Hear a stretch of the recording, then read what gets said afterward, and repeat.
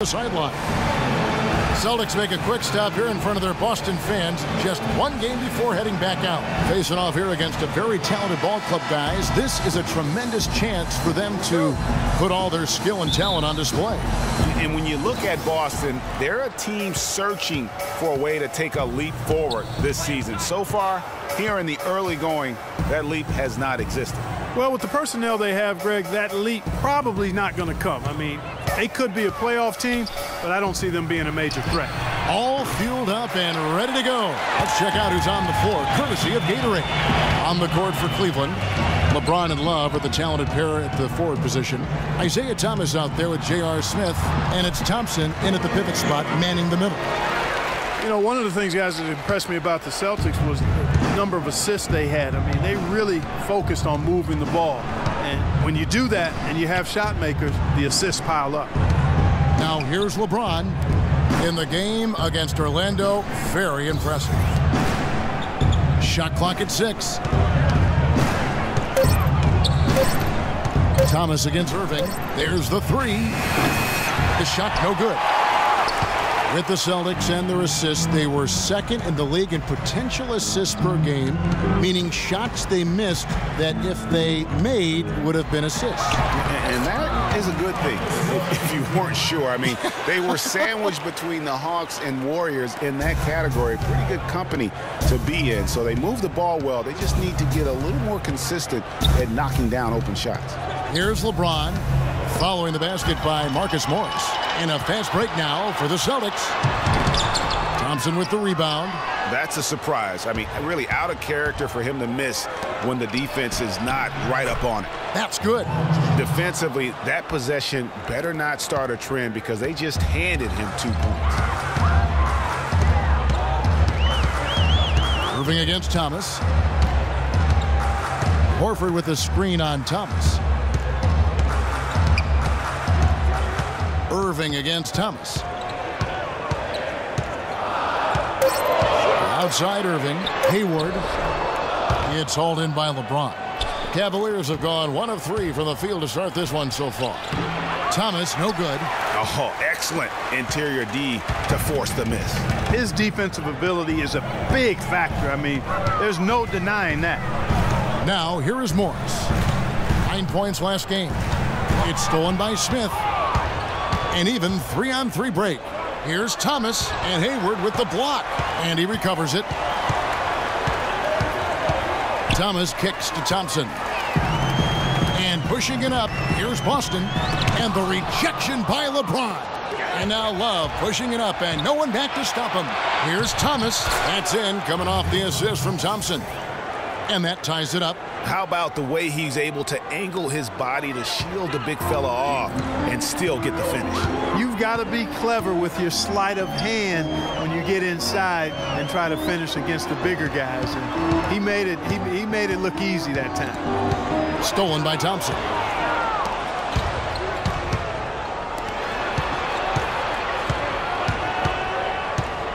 Thomas against Irving. James in the post. And it's in off the backboard. And a really good way to start the game. He's a guy who, if he gets it going early, he's going to give you problems. How much more is there to say about LeBron James, Clark? Incredible consistency, unbelievable athleticism. He just is a marvel in every way the longer he plays. Kevin, when you look at his career averages, I mean, just off the charts, and he has the same unbelievable year every year. The consistency, phenomenal. Looking at who's out there now for the Celtics. Aaron Baines comes in for Al Horford. And it's Brown in for D. Pass to Corver. Down low, looking for Crowder. He gets it there. Some solid defense from Brown. And talking about LeBron's consistency, it's not just a physical effort. It's also a mental one. I mean, you know you're targeted by the defense all game. That'll wear down even the best players. How is it that LeBron's armor just never seems to be penetrated? You know, on the topic of LeBron, one of the few areas where he could improve consistency in is from the three-point line. 3 years ago, he hit over 40% from downtown. 2 years ago, 38, and last year, down to 35. Green, he's checked in for Boston. Smart comes in for Kyrie Irving. Channing Frye's checked in for Cleveland.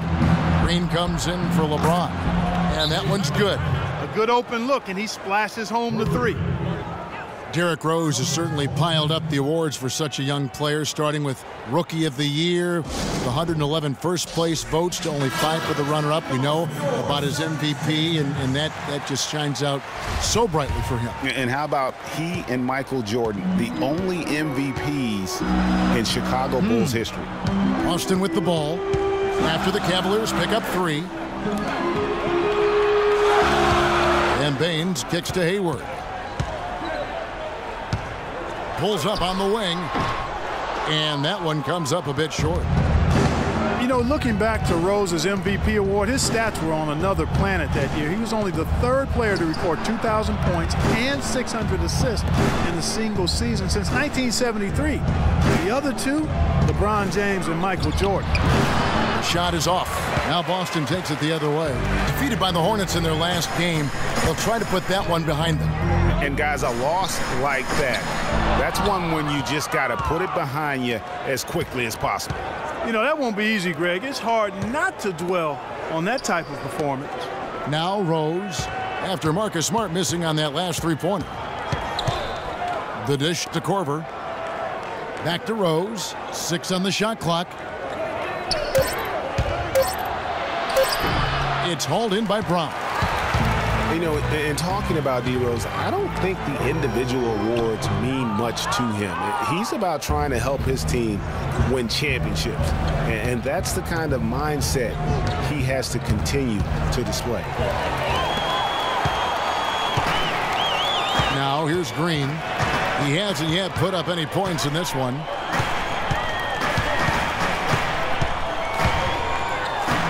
Blanketed by the D, fights to the rim for the layup. And the lead goes right back. What a seesaw affair we've got going on. This game's right there for the taking, but neither team can quite grab hold of it. Like a slippery bar of soap there.